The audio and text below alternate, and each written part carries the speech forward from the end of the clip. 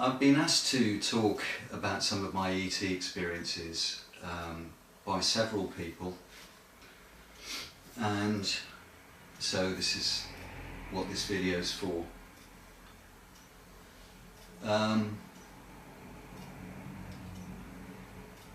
My first UFO experiences began in around 2003.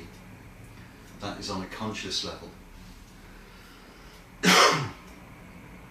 And I saw two white orbs, glowing balls of light, that crossed the entire sky in about 8 seconds. They were going at an astonishing speed, and they were flying in parallel, keeping perfect distance between each other as they crossed the sky with no noise.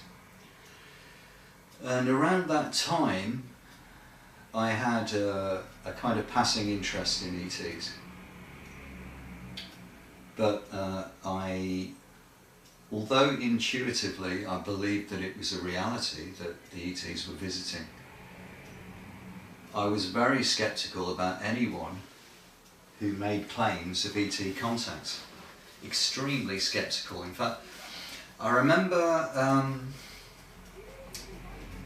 reading a statistic that so many tens of thousands of people had taken out insurance against being abducted by ETs in America.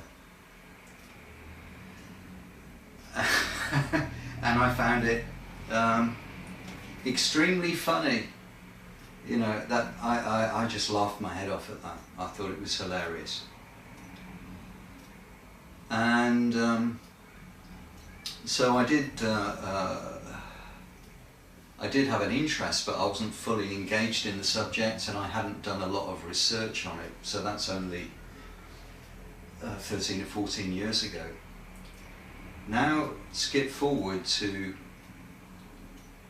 2011, 2012, and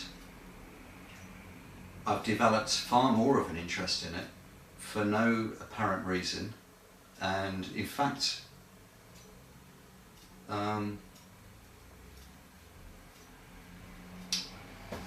say my interest, the amount of time I was spending looking the stuff up had jumped 300 or 400%. And I'm in a car going to collect a guitar, and this is in Birmingham in the UK, and my friend is driving me to go there, so I'm in the passenger seat, and up ahead we're going through a stretch of countryside to get to this particular town, and up ahead I see an orange glowing ball of light that seems to be very intense, nothing like a Chinese lantern, and self-illuminated from within, but certainly not by a candle. And I looked at it and I instantly knew that it was not any kind of mundane object. And I remember looking at it and thinking, projecting my mind to this orb and saying, I know you're not a mundane object, I know you're not a Chinese lantern. And as I had that thought and projected that thought, the orb completely changed direction. It did a 180-degree turn and started to move towards the left as I looked forward, which it was a fairly straight road. And to the left of me there are fields, well, there are fields on either side, and what this object does is it's on the horizon. It's moving this way and then it turns round and moves the other way, and then it makes a 90-degree turn and starts to come down into the fields. So it comes towards us across the fields, and I'm recounting this to the driver, who's completely uninterested. It comes towards us over the fields, and as it reaches where the car is, it changes direction and starts matching the speed of the car, which was 50 miles an hour. And it maintained that speed for about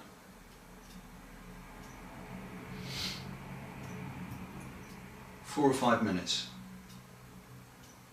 During that time, for some strange reason,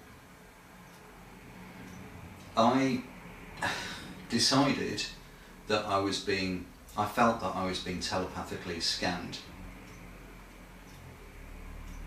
And I felt a certain amount of consternation, fear at this, because I haven't experienced it before, and I'd heard a lot of negative things about ETs. So I decided that I would use my clairvoyance ability, because in the past I've worked as a psychic, and I do have a certain amount of ability. If you believe in that kind of thing, I certainly do. And what I did was I closed my eyes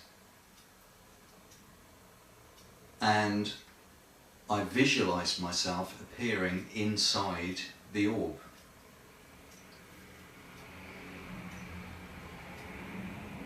And I successfully came to inside the orb, essentially. And bearing in mind this orb, I don't know why I thought this was possible. This orb was only about the size of a beach ball. So I appear in this orb, and it's much, much bigger on the inside. And I can't make out the shape of it because it's quite a large craft. Although there are curved walls, I remember curved walls. There are panels and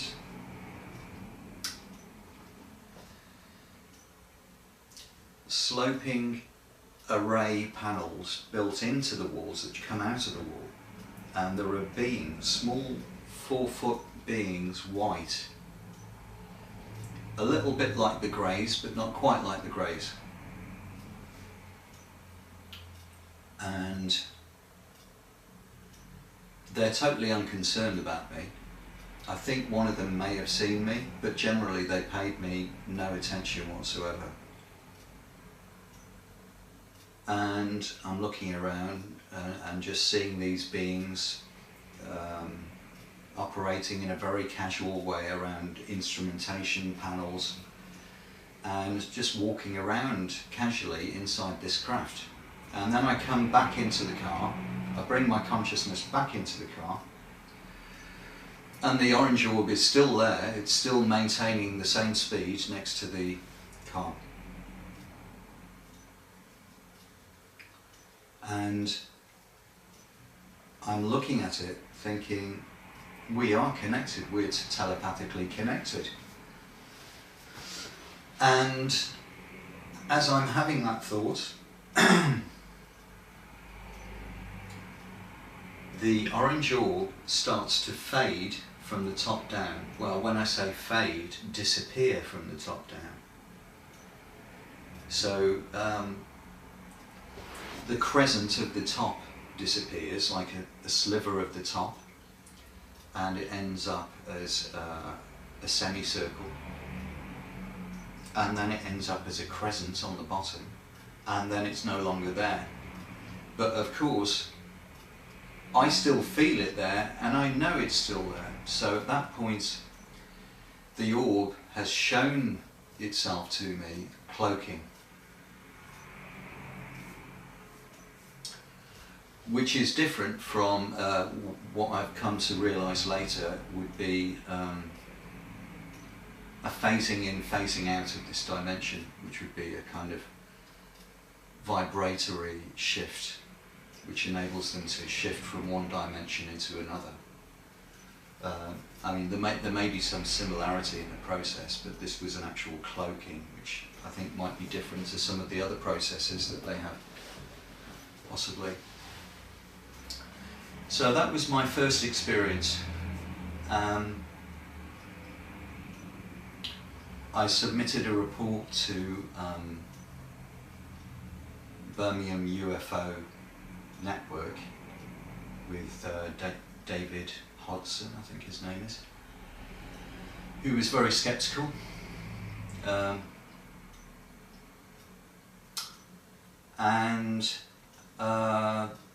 I became quite obsessive now about this. My interest had already developed since the 2003 incident, and kind of exponentially snowballed. But suddenly I was totally obsessed with it. I would be spending as much as 12 hours a day watching every video and reading every piece of information I could get my hands on.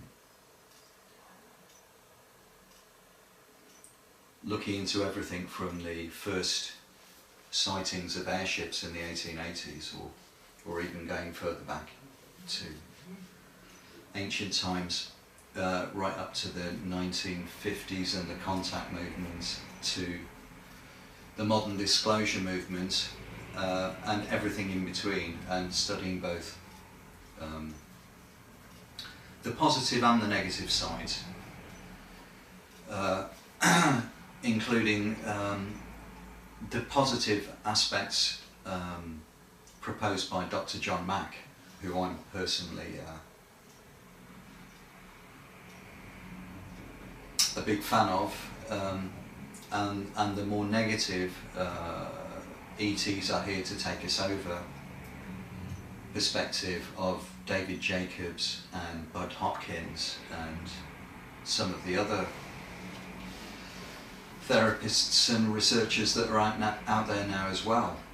I personally don't have any time for that kind of nonsense, and I really believe that it is nonsense. However, so after I'd had my first orange orb experience, there was a gap of probably about 18 months, because I think the first orange orb experience would have been 2009-10 or something like that. And then New Year's Eve 2011, I think. The video is one of my earliest videos on my YouTube site anyway. I'm sitting watching a video which I think was on UFOs, which is an interesting thing, because the one thing that I'm aware of is that the ET beings are able to collect and collate information, not only about the obvious things that are happening on the planet, but also about human thought. So they can read thoughts as easily as we can pick up and read a book. So I'm watching a video, I think, from what I remember, on UFOs. And suddenly I heard a voice which almost sounded out loud. It was my own voice, not higher intuition, as a friend once suggested. Oh, it was your higher intuition. It was audible in the sense that if I take a guitar and lean the guitar against a wardrobe, for example, the wardrobe amplifies the sound of the guitar. So this was almost as if the voice was being amplified by my own skull, my own cranium. So it had it had a sense of being an actual sound rather than the thought of a sound. So basically this, this voice, which was my voice, used my words, the kind of words that I frequently use, and just said, grab a camera and go outside, you're going to see some UFOs. So I was really startled. I couldn't believe it. It was so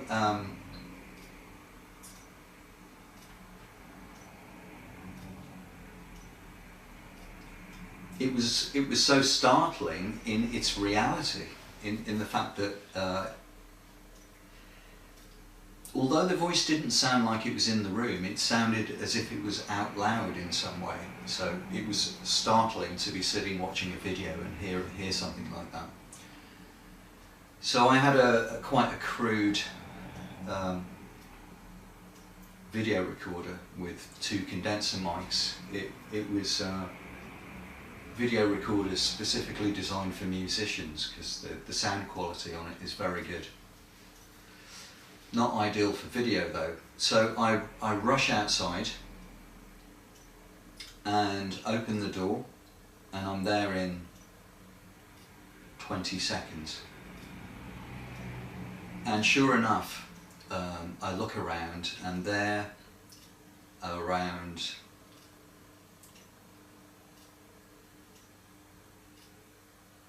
30 yards away, literally inches above the rooftops, are 2 basketball-sized glowing orange balls of light,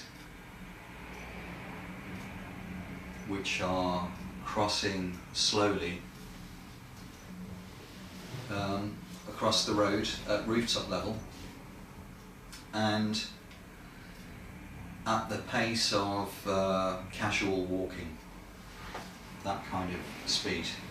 There was no wind, they weren't orange Chinese lanterns. And I stood there and I was so shocked that I could not video it. And also, for some peculiar reason, I felt too embarrassed to video these orbs. Too embarrassed. It was New Year's Eve.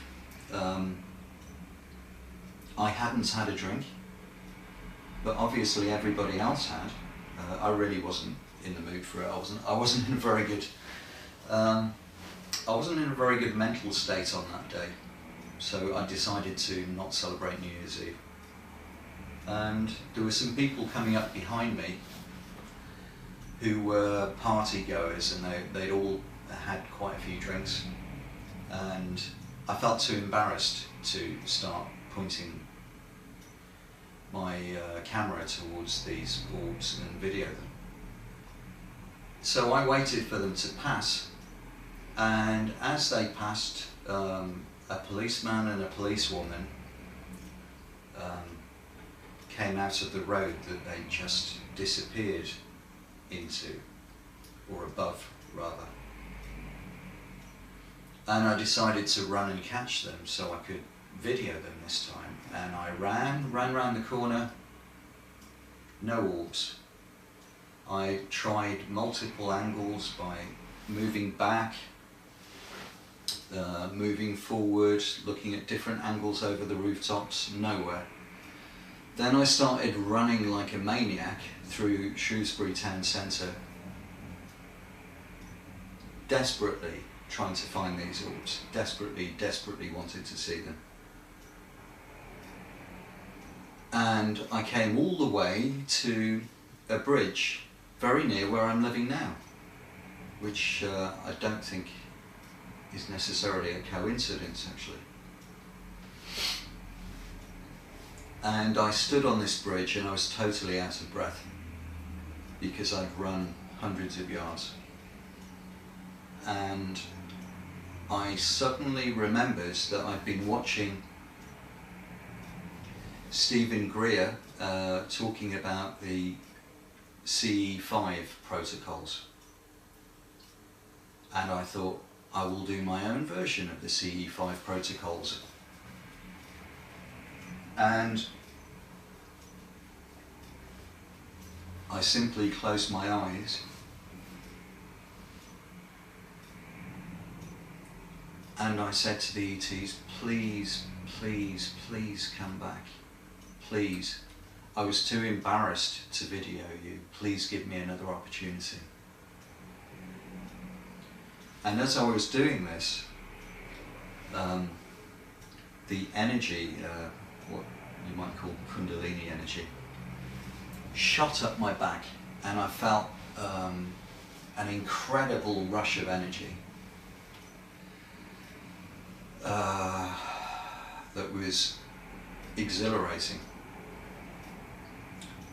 And I'd had my eyes closed for about 10 seconds, and there'd been nothing in the sky whatsoever. And when I opened my eyes, there is an orange orb in front of me, slightly above the height of the bridge, which is about 15 feet above the River Severn. So it was 20 feet above ground level, 25 at the most. And it was around 50 feet away from me. I could have hit it with a pebble. And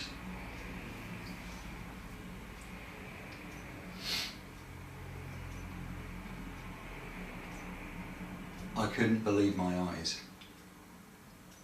And once again, the same thought came to me, that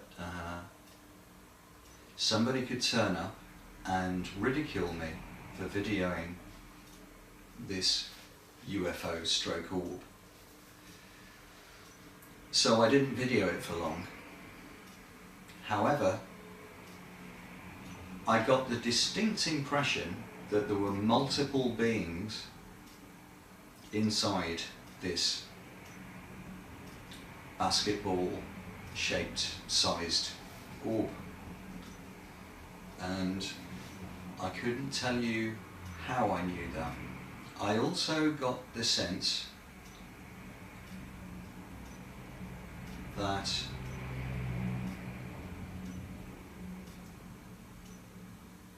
there was some connection, some deep connection between myself and the beings inside this orb.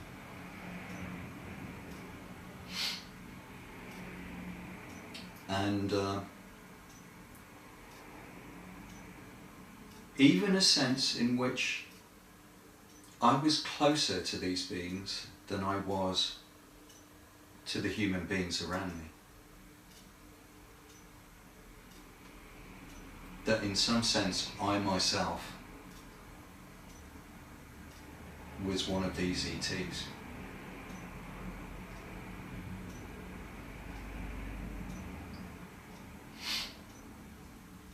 So I filmed this orb for about 12 seconds and excitedly went back home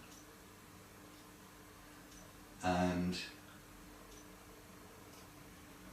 looked at the video, and I was amazed that it had come out, because this kind of camera, a Zoom Q3, I think it might have been called, is not designed for use in low light conditions. Not like this camcorder that I've since got, which is fantastic for low light. So I didn't see much. I saw the orb and that was it.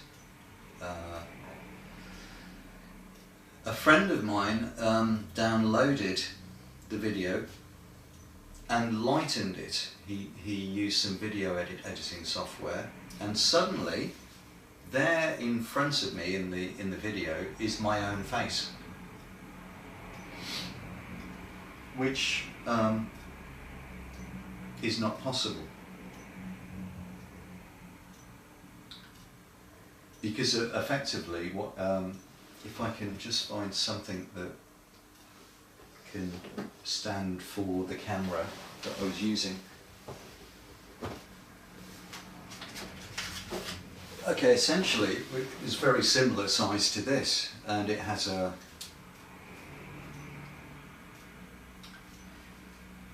screen on it, a little bit bigger than that, for you to view the video, and then it's got basic function keys here. And to film, you hold on. Obviously, you're looking at the screen, and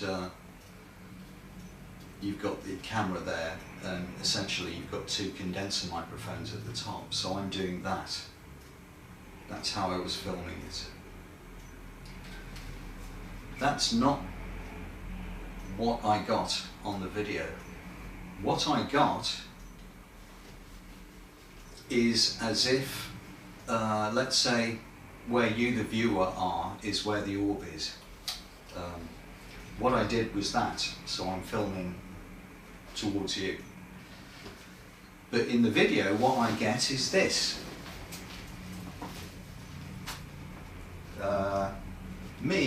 No, I can't even figure out how it would, but basically it's me doing a selfie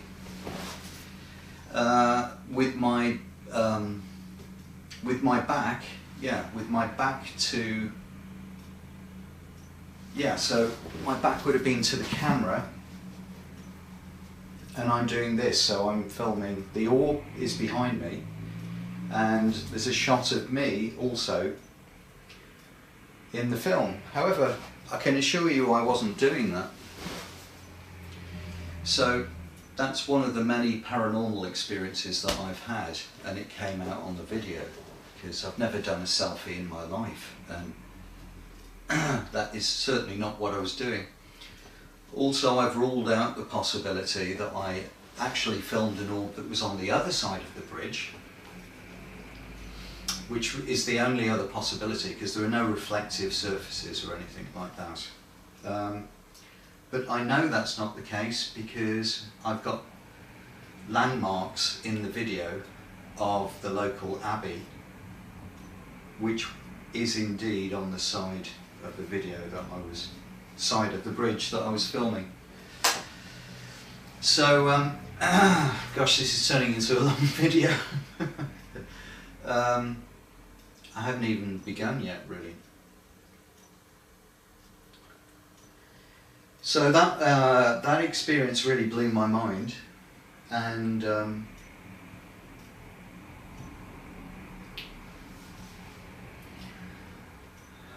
I didn't see the orbs again for about a year. Then, wherever I went, there was an orange orb. I could go and visit, always orange by the way. I would go and visit a friend on the same road as me, and sit and have coffee with him, and an orange orb would fly over the roof, inches above the rooftops, as I looked out the window. If I went in a taxi to see my mother, who lives 2 or 3 miles outside of town, I would see an orb flying alongside the car. If I visited somebody in Birmingham, an orb would visit at night and fly down the road. And I started to have orbs around me pretty much at all times. And that was right at the beginning of when things started to get intense, and I started to have more direct contact and more